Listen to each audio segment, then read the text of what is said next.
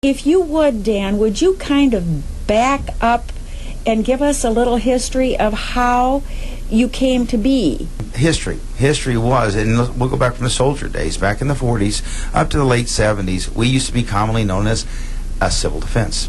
Civil defense, Larry Schroyer, the guy that put remember we used to have the shelters uptown by the courthouse. Well, weren't there cots in the basement of the courthouse? Oh, yes. Yes, I thought so. I had a shelter in my business on 311 Broadway because we had a storage vault there, had a regular bank door and the whole thing, and I had for years. I wish I knew where it went. I think we gave it back to you folks. We had, God knows, crackers and what all stored in those cartons. And even water. Now, I suppose the water might not have been too potable after about 35, 40 years. the water and those cots that you were talking about went down to Hurricane Katrina.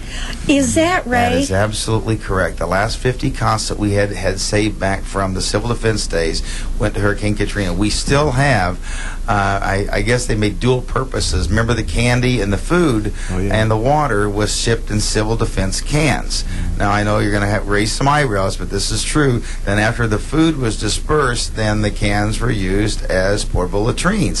So everything had dual purpose back in those days in civil defense. Sure. So we kind of then went from civil defense, and then what happened was we went to post-war.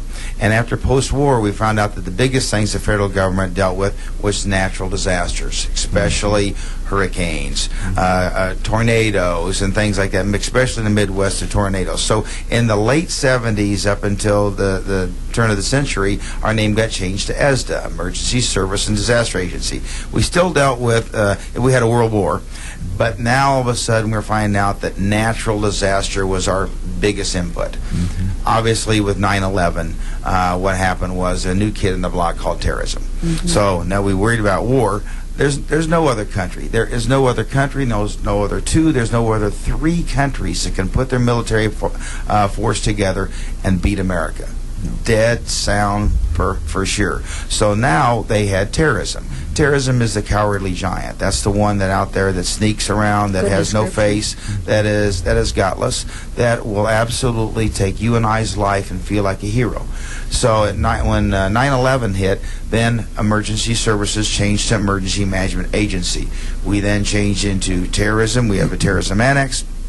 We have an all-hazard annex for weather, and then we also are ready for the war. So our biggest thing that emergency management does is an emergency operation plan, making sure that everybody in our county talks to one another. No one agency, no one group in the world can do it all alone. No, excuse me. Go ahead. No, please. Well, in conjunction with that theory that you just left us with, do we work, in fact, I don't want to ask any questions out of school, obviously, but do the various communities around the country, small communities such as Logan County here, are we aware, of course we're all aware of it, but do we do a special training or do we have any procedures that relate to terrorism, Dan? Very good question. Absolutely, actually, yes. Logan County, is for a small county, was one of the first ones in the state of Illinois that we have a terrorism annex. In other words, if a terrorist event happens in Logan County, we have the terrorism annex that we deal with the protocol of the events. Now, when it comes to how you react to them, how that you help a person, whether their home has been blown down by a tornado or it had been removed by a detonation device by a terrorist, you're still going to work in the same way as helping them, an all-hazard approach to helping that. But how you philosophize, how you think, and how you react has to be different because we're so used to the fire department and emergency services being in charge of a natural disaster. But when it comes to a terrorism event, then law enforcement, FBI, 33 agencies will be the lead agency. So yes, we have a plan in place. In other words, we actually ultimately work for the president. The federal government sends money to the state sends money locally, and that helps subsidize Emergency Management Agency. Would you consider an emergency to get the male cat out of Jim's studio up here? Emergency EMA, we do what everybody else doesn't want. So yeah, if you want us to remove a kitty cat out of this, we would imagine. Well, that becomes a big thing up here. That's the highlight of the day. Your contract kind of ends with "and other duties as assigned," doesn't it? I remember when I got appointed to this job back in '93 that it did. And my job title is serve at will to Logan County. Okay. That's it. And literally, other duties. that is my job title, and it's one that you never forget. You know, when somebody walks up and Dan can't say that's not my job. We always think we're pretty isolated here, Central Illinois and Logan County and so forth. Hazardous materials on a given day. Are there hazardous materials? Well, I'm sure transport up and down the highway and on the railroad. As far as something of a permanent nature here in the county, I'm sure, for instance, ag places, those considered hazardous materials? They certainly are. You know, Mr. Gossett, I'll tell you, is probably one of the hotbeds for problems for hazardous material is near agricultural land. You know, it used to be probably 10 years ago, a methamphetamine dealer can come here and a meth dealer can go, heck, we'll help you find a home, and then we'll show you the pharmacy where you can get some of the drugs, and over here's the anhydrous ammonia that you can take care of it, you know, and how can we help you? So we've now learned that that's not a good idea, but absolutely, just in Logan County alone, we have 56 what we call hazardous material or extremely hazardous material sites. Obviously, we don't give their exact names out, but there is anhydrous ammonia, there is storage chemicals, there is sulfuric acid, there is a lot of chemicals inside here that simply some places, if they caught fire, how that we handle the fire is we let the place burn down, because you put water on it and that would then dilute into the ground, and it would be a $5 million cleanup opposed to a $500,000 with the business. So it is very important that first responders, it's very important that we have the plume charts, the directions of a fire happens in this area or an explosion happens, that people would know how to either A, shelter in place, or to actually get in their vehicle and leave that area. I'm beginning to suspect that we of the general public are just a bit complacent. I'm glad I don't live in your head, because I think I'm comfortable in my rut. And that's the way it ought to be. You know, that's the way we like to have it. Right. We don't want anybody else delving and putting their oar in your water. Right. Which brings to putting the oar in your water brings to mind a real serious facet of comes under your cape. I presume under your leadership, or perhaps it comes under the sheriff's. We have somebody missing. We've had that here in last year. That's a tough job.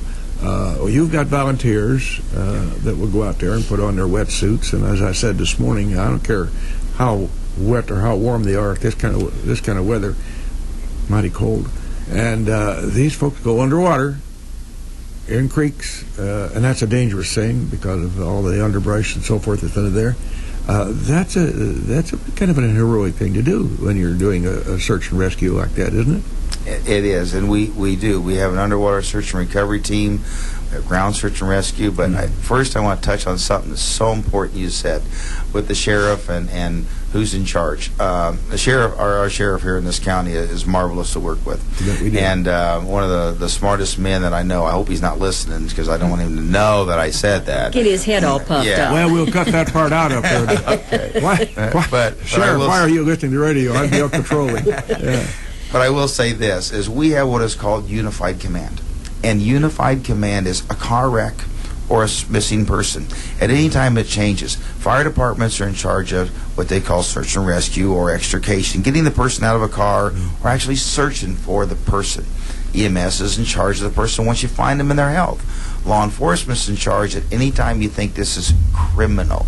and you just, all of these different agencies. Emergency management, we're in charge of making every one of them look good and have the resources that they want. The one thing that we're never is in charge of the scene. We're in charge of facilitating, and we're the wind underneath their wings. If they don't follow the plan, we go, do you want to change the plan or this? So when the young man in the kayak was missing, once that we had pretty much decided that this was an accident, law enforcement observed, but the fire department in Middletown was the incident commander. Emergency management then got our boat, which we had just purchased, and then we got a hold of other dive teams that come in, and then they worked with the incident commander. But now when they went in the water, who was in charge of the divers was that dive team captain and how the operation. So it's so important, as everybody goes, you're in charge of everything. We're in charge of nothing. And he's just You're in charge of facilitating. We're in charge of facilitating them. Well, and, but you're in such a position for that, because part of the EMA is the 911. So really, you would be the first to know whatever the 911 call consists of, wouldn't you? You know, more small counties are doing that too. They're finding out is why have an emergency management agency? Why have 911 and them not talking to each other? It's almost mind-boggling. Now, why wouldn't they? But in Logan County, yes, one of my other duties and hats that I wear is I'm the 911 director, as well as the EMA director. So when these calls come in, the unusual ones, my dispatchers are on the phone right away to me, calling and saying, what do we need? What should we do? What can we do? So we're getting a little bit more of a heads up here, better than you would Springfield, Bloomington, Decatur. I'm going to take a couple of minutes here. We're going to have a little commercial break. 648-5510. If anybody had any questions or any comments of Dan Fulscher, Dan does a yeoman job for us here in this county in a kind of a quiet way, unless we have a disaster, and then we know more about it. 648-5510. Let's take a break.